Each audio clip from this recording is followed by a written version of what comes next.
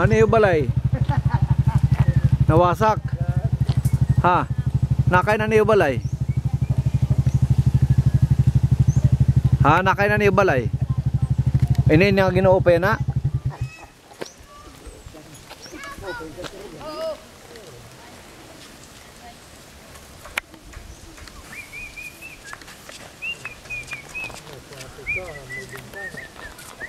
Hatag sa iyo. Ini ni balay.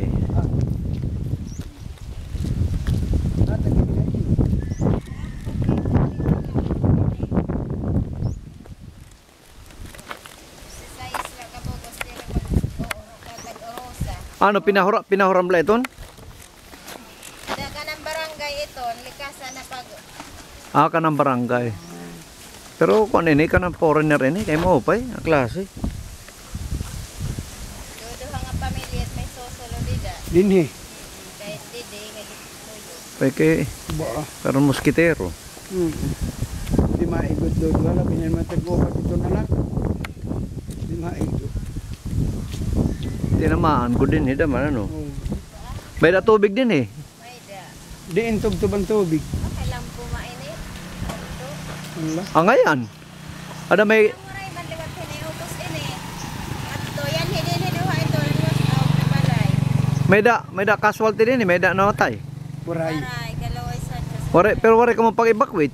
Bakwit kami nga sa eskwelahan. Aw dito ka mo eskwelahan.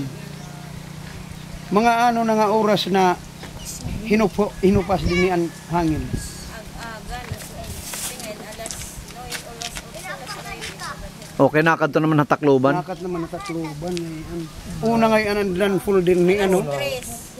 Alas 3 din, hey, oo. Alas 3 yung kagahon din. Oo. Alas 3 din yung kagahon. Sa Tacloban, mga Kay alas 5, alas 6. kinuha namon sa Tacloban.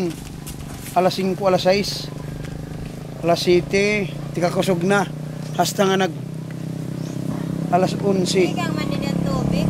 Asaw, Asia.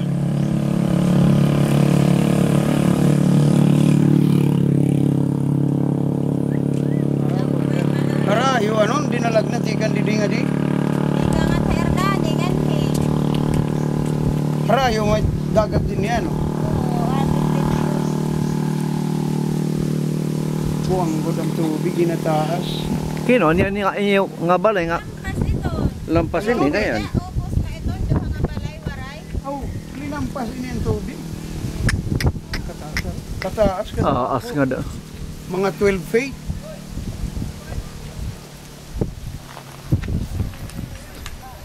Mga nagkakukuang ngayon eh. Nalanta ko din maupay ni Yolanda.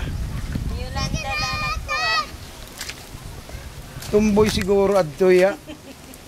Pinanmiling iya